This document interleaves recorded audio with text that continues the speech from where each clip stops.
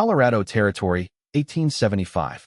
The storm had turned the mountain trail into a torrent of mud, and Wyatt Kincaid cursed under his breath as his boots sank ankle-deep with each step. Rain pelted his duster, the leather slick and heavy on his shoulders as he fought his way toward the faint whinny that had caught his attention amid the howling wind. "Over here," he called to his trail partner, squinting through the downpour. "I think I found something." 24-year-old Wyatt had spent most of his young life on horseback, but tonight he'd been forced to dismount when the path narrowed along the cliff face. His chestnut gelding followed reluctantly behind him, tugging against the reins as thunder cracked overhead.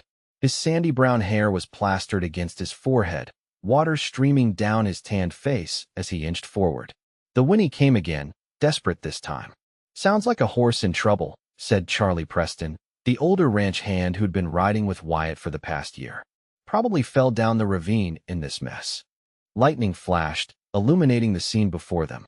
Just off the trail, a magnificent black horse was struggling at the edge of a steep drop, its front legs scrambling for purchase on the slippery ground while its hindquarters slid toward the abyss. The animal's eyes were wide with terror, nostrils flaring. "That's no ordinary horse," Charlie whispered, reverence in his voice. "That's one of them Ute-bred mustangs. Worth more than our year's wages." Wyatt wasn't thinking about the horse's value. He was moving before his mind caught up to his body, sliding down toward the panicked animal, careful to approach from the side. "Easy now," he murmured, his voice steady despite the danger. One wrong move, and both he and the horse would plummet down the ravine. "I'm here to help." The Mustang's eyes rolled, but something in Wyatt's tone seemed to reach it. The horse stilled just enough for Wyatt to get a rope around its neck. With Charlie's help from above, they managed to secure a makeshift harness and gradually pull the exhausted animal to safer ground. Only once the horse was safely back on the trail did Wyatt notice the intricate beadwork on the leather of its bridle, patterns he'd never seen before. This was no wild Mustang. This horse belonged to someone. "We'd better find shelter," Charlie said, gesturing toward a faint light glimmering through the trees. "Looks like there might be a homestead down there." What they found was not a homestead, but a small cabin nestled against the mountainside. Smoke curled from a stone chimney, and warm light spilled from windows crafted of oiled paper rather than glass. Before they could knock, the wooden door swung open. Framed in the golden light stood a young woman with eyes as dark and fathomless as mountain pools. Her copper skin glowed in the firelight, and her long black hair fell in a single thick braid over the shoulder of a buckskin dress adorned with the same intricate beadwork Wyatt had noticed on the horse's bridle. "Shadowrunner," she breathed, moving past them to the horse. "You found him." Wyatt stood transfixed as the woman approached the black Mustang, speaking in a language he didn't understand. The horse, still trembling from its ordeal, lowered its head and nudged her shoulder with surprising gentleness. "You are welcome here," she said, turning back to them, her English precise but flavored with an accent Wyatt couldn't place. "I am Kaya Otaktay." Charlie nudged Wyatt, who realized he'd been staring. "I'm Wyatt Kincaid, ma'am, and this is Charlie Preston. We're heading to Silverton, got caught in the storm." She nodded, as if she'd been expecting them all along. "Come inside. The storm speaks with an angry voice tonight." The interior of the cabin was simple but surprisingly comfortable. Dried herbs hung from the rafters, filling the air with unfamiliar but pleasant aromas. A fire crackled in the stone hearth, casting dancing shadows on walls adorned with woven blankets and carefully tanned hides. "Your horse," Wyatt said, accepting a steaming cup of something that smelled of pine and berries. "He's magnificent." "Shadowrunner is more than a horse," Kaya replied, her voice soft but firm. "He is family, the last gift from my father." "Where is your family now, if you don't mind me asking?" Charlie inquired, glancing around the cabin. A shadow passed across Kaya's face. "My parents walk with the ancestors. I am the last of my family line." The silence that followed was filled with unspoken questions. What was a young woman, surely no older than 23 or 24, doing alone in this remote mountain cabin? Why did she speak like someone educated in English schools, yet live in a traditional native dwelling? "You should rest," she said, interrupting their thoughts. "Tomorrow, when the storm has passed, we will speak more." That night, as Wyatt lay on a pallet near the fire, he found himself unable to sleep. Through half-closed eyes, he watched Kaya move about the cabin, tending to something in a small clay pot, her movements graceful and deliberate. She whispered words he couldn't understand, and for a moment, he could have sworn the flames in the hearth danced in response. What secrets did this mysterious woman hold? And why did he feel as if his chance encounter with her horse had somehow been ordained by forces beyond his understanding? Dawn broke clear and crisp after the storm, sunlight streaming through the oiled paper windows. Wyatt woke to find Charlie already outside, tending to their horses alongside Shadowrunner. Kaya was nowhere to be seen inside the cabin. He stepped outside, the mountain air fresh with the scent of pine and wet earth. The view took his breath away, snow-capped peaks rising in the distance, valleys still shrouded in morning mist. He spotted Kaya standing on a rocky outcropping above the cabin, arms raised to the rising sun, her voice carrying on the wind in a melodic chant. "She's been at that since first light," Charlie murmured as Wyatt approached. "Never seen anything like it." "We should get moving," Wyatt said, though something in him was reluctant to leave. "We're already behind schedule." Charlie gave him a knowing look. "Those cattle drives have waited this long. Another day won't hurt." Before Wyatt could respond, Kaya descended from the outcropping, her expression serene.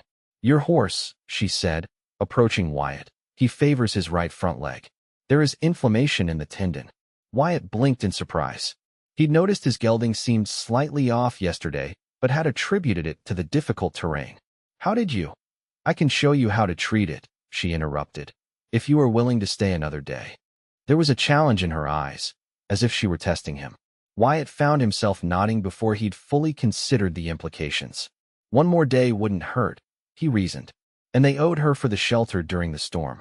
What Wyatt couldn't have anticipated was how that single day would stretch into a week, and how that week would change the course of his life forever. Kaya's knowledge of horses went far beyond anything Wyatt had encountered in his years of ranching. She showed him how to prepare poultices from plants he would have walked past without a second glance, taught him to feel the subtle imbalances in a horse's gait that signaled trouble long before lameness set in. "These are the ways of my mother's people," she explained as they gathered herbs from a hidden meadow. "The Ute have lived in harmony with the mustangs since before white men brought their horses to our lands." Wyatt watched her hands as she demonstrated how to crush certain leaves to release their healing properties. Her fingers were slender but strong, adorned with a single silver ring inlaid with turquoise. "Your English is perfect," he observed. "Did you attend one of those Indian schools?" Pain flashed across her face before she composed herself. "My father was a cavalry officer who married my mother against his family's wishes. He taught me to read and write, believing it would protect me in the changing world." "And did it?" Wyatt asked softly. Kaya's dark eyes met his, unflinching. "Not from everything. There was a story there, one he sensed she wasn't ready to share." Instead, he asked about Shadowrunner, watching her face light up as she spoke of how she had raised him from a colt, training him in the traditional ways. "He is not just transportation," she explained. "He is a connection to the earth, to the spirits of my ancestors. When I ride him, I am never alone." Charlie, meanwhile, had taken to fishing in a nearby stream, giving Wyatt and Kaya unexpected privacy. The older cowboy seemed amused by Wyatt's growing fascination with their hostess, but said little beyond a knowing wink when Wyatt volunteered to help Kaya with increasingly unnecessary tasks. On their 5th day at the cabin, Kaya announced she would show them something special. She led them on horseback through a series of hidden trails to a secluded valley where a small herd of mustangs grazed. Unlike the half-wild horses Wyatt was accustomed to seeing, these animals moved with extraordinary precision and awareness. "The last of the Ute wore ponies," Kaya explained proudly, "bred for generations to be smarter, faster, more intuitive than ordinary horses. My grandfather was their keeper before me. I've never seen horses move like that," Wyatt admitted, watching as the mustangs performed what looked almost like a choreographed dance at Kaya's whistle signals. "It's like they understand exactly what you want." "Because they do," she said. "The bond between rider and horse is sacred. We do not break their spirit, we speak to it. Would you like to learn?" The invitation hung in the air between them, weighted with meaning beyond the simple words. Wyatt knew that accepting meant more than just learning about horses. It meant stepping into Kaya's world, a world most white men dismissed, or destroyed? Yes, he said finally. I want to learn. What followed was unlike any horse training Wyatt had ever experienced. Kaya taught him to approach the mustangs without rope or bridle, to communicate through body language and intention rather than force. She showed him how different herbs could calm a nervous horse, how certain whistles could signal complex commands across vast distances. Your people break horses, she explained one evening as they sat beside a small fire in the valley, the mustangs grazing peacefully nearby. Mine form partnerships with them. Not all white men are the same, Wyatt said, feeling defensive despite himself. Kaya studied him in the firelight, her expression unreadable. No, some are listening when the world speaks. You are listening, Wyatt Kincaid. Their eyes met across the flames, and something unspoken passed between them, a recognition, a possibility. Then Charlie cleared his throat, reminding them of his presence, and the moment dissolved like mist in morning sun. That night, as they rode back to the cabin under a canopy of stars, Wyatt found himself riding closer to Kaya than necessary. When their knees accidentally brushed, neither pulled away. Why do you stay here alone? He asked, voicing the question that had been troubling him. Surely there are others of your tribe. My mother's people were relocated to reservations in Utah. She interrupted, her voice tight. Those who resisted were killed. I remain because this land holds the bones of my ancestors. Because someone must remember the old ways. The sadness in her voice made Wyatt's chest ache. And your father's people? They made it clear a half-breed girl was not welcome among them after my father died, she said simply.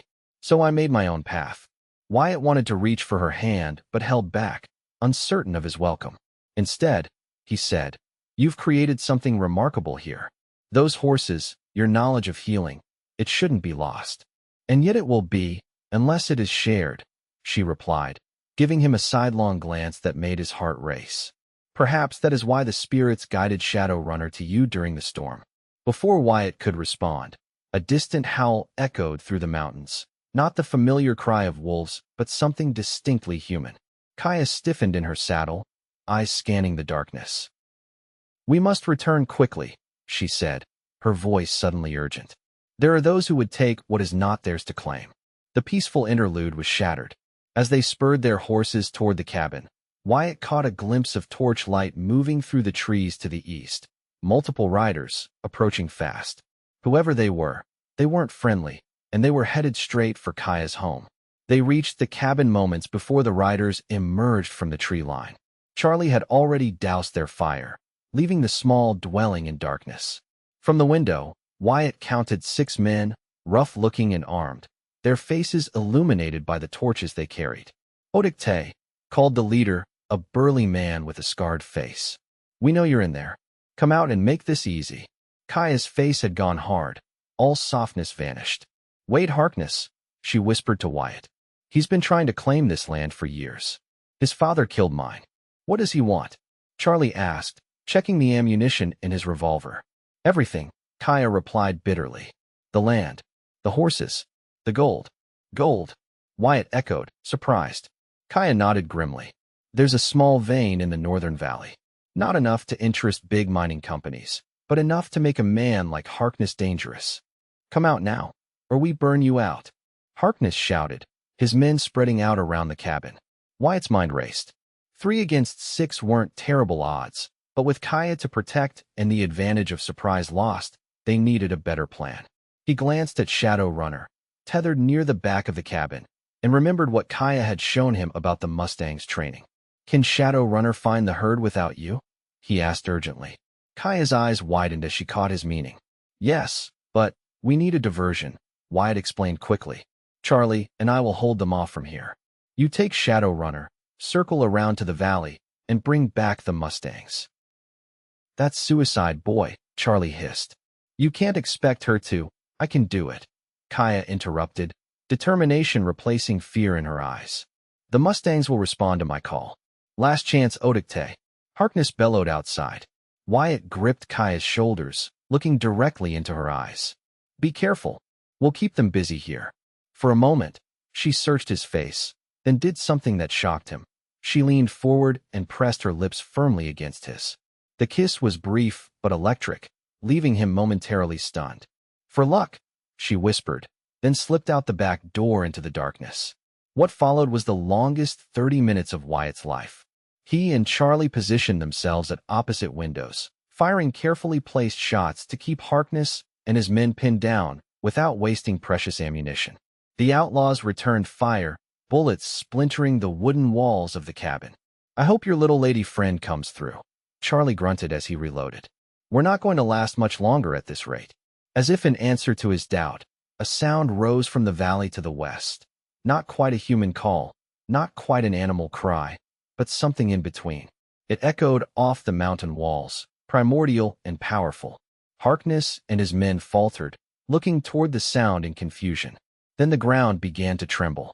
Out of the darkness came Shadow Runner, Kaya low over his neck, her hair streaming behind her like a banner.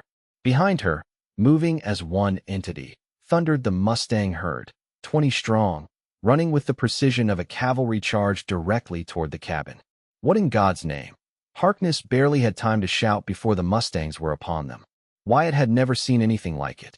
The horses didn't simply stampede. They executed what could only be described as a military maneuver, breaking into smaller groups to isolate and confuse the outlaws. Harkness's men scattered, some thrown from their panicking mounts, others simply fleeing into the darkness.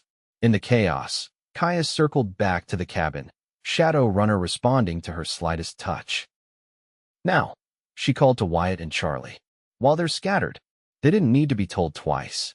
Bursting from the cabin, they used the confusion to their advantage, disarming the disoriented outlaws one by one.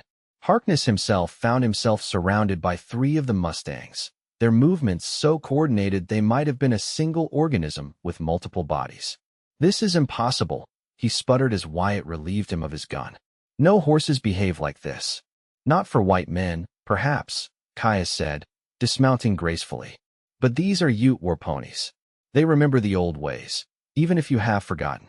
With Harkness and his men subdued, tied securely with their own ropes, a tense silence fell over the clearing. Dawn was breaking, painting the eastern sky with streaks of pink and gold. "The sheriff in Silverton will be interested to hear about your activities, Harkness," Charlie said, examining papers he'd found in the outlaw leader's saddlebags. "Especially these forged land deeds." Harkness spat on the ground, but said nothing. Kaya stood apart, communing silently with the Mustangs, her hand on Shadow Runner's neck. Wyatt approached her cautiously, still processing everything he'd witnessed. "I don't even have words for what that was," he said, gesturing to the horses who were now calmly grazing as if they hadn't just executed a perfectly coordinated attack. "It is the old way," she replied simply. "The way that white settlers dismissed as savage superstition." "I've never seen anything like it," Wyatt admitted. "You could make a fortune training horses like this." Kaya shook her head. "These techniques were never meant to be sold. They were meant to be lived, to be part of a harmonious existence with the land and its creatures." Wyatt was silent for a moment, struggling with what to say next. Everything had changed in the span of one extraordinary night. "Come with us to Silverton," he said finally. "Help us deliver Harkness to the sheriff." After that, he hesitated, uncertain how to express what he was feeling. "After that, what?" Kaya asked, her dark eyes challenging him. Wyatt took a deep breath. "After that, I'd like to come back here, if you'll have me. Not to take your knowledge or your land or anything else that isn't freely given, but to learn, to understand, to," he faltered, then found his courage. "To be with you, if that's something you might want to." The first genuine smile he'd seen from her spread across Kaya's face, transforming her features from merely beautiful to radiant. "The spirits did not bring you to my door by accident, Wyatt Kincaid," she said softly. "I have been alone for too long, keeper of knowledge with no one to share it with. Perhaps it is time for that to change." Their journey to Silverton was the beginning of a new chapter. The sheriff was indeed very interested in Wade Harkness, wanted for numerous crimes throughout the territory. With the outlaw and his gang safely behind bars, Wyatt faced a choice: continue to the cattle drive as planned, or return with Kaya to her mountain home. It wasn't really a choice at all. Charlie understood, clapping Wyatt on the shoulder before departing with the cattle outfit. "Some trails a man has to ride alone," the older cowboy said with a wink that wasn't nearly as subtle as he thought. "Or with just the right company." The seasons changed, and Wyatt learned. He learned the language of horses, the healing properties of plants, the ancient stories of Kaya's people. He learned that the connection between human and animal could be a partnership rather than domination. He learned that love could bridge worlds thought incompatible. Word spread about the remarkable horses bred in the mountain valley. Ranchers and cavalry officers came seeking what they called Indian horse magic, but most left disappointed when they discovered the techniques couldn't be purchased or stolen. They had to be earned through patience and respect. A few stayed to learn properly, forming the core of what would eventually become known as the Otaktay School of Natural Horsemanship. Under Kaya's guidance, they preserved traditional knowledge while adapting it to a changing world. On a crisp autumn day in 1876, a year after the storm that had first brought him to her door, Wyatt asked Kaya to marry him. They stood in the meadow where the mustangs grazed, Shadow Runner watching them with intelligent eyes. "My people have a different understanding of marriage than yours," she told him, taking his hands in hers. "We do not speak of ownership or possession. We speak of walking a path together, side by side, each supporting the other when the trail grows difficult." "That sounds just about perfect to me," Wyatt said, his heart full. Their wedding combined traditions, a Christian ceremony for the benefit of the settlers who had become their friends, followed by a Ute blessing performed by an elder Kaya had tracked down on the Utah reservation. Shadow Runner stood witness, adorned with ceremonial beadwork that glittered in the sunlight. By 1880, their school had gained a reputation throughout the West. Cavalry officers came to learn techniques that saved the lives of their horses and men. Ranchers discovered that gentler methods resulted in more reliable, intelligent working animals. Even wild horse hunters sought their guidance on humane capture methods. Throughout it all, Kaya remained true to her principles, sharing knowledge only with those who demonstrated genuine respect for the horses and the land. Wyatt stood beside her, no longer just a student but a partner in preserving and adapting ancient wisdom for a new era. Their cabin expanded into a proper ranch house, with rooms for students and visitors. But they kept the original structure intact, a reminder of where their journey together had begun.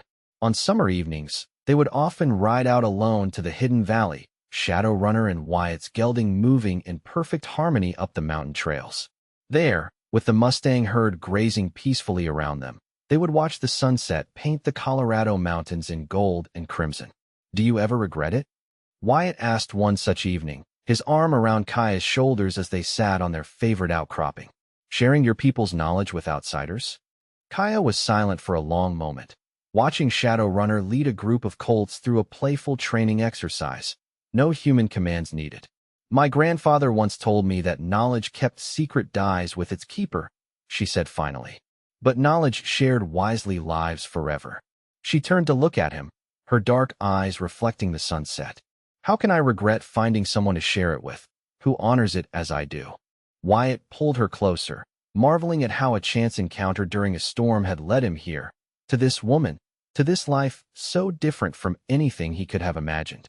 "Besides," Kaya added with a smile, resting her head against his shoulder, "the spirits knew what they were doing when they sent that storm to strand a handsome cowboy at my door." Wyatt laughed, kissing the top of her head. "Well, I'm mighty grateful they did." Below them, Shadow Runner raised his head and nickered softly, as if in agreement. The ancient and the new, tradition and progress, two worlds thought separate now joined in harmony. All because a prize horse had needed rescue, and a woman had been willing to teach, and a man had been willing to learn. And as the last light of day faded from the mountains, they rode home together, two silhouettes against the darkening sky, following a path that belonged uniquely to them.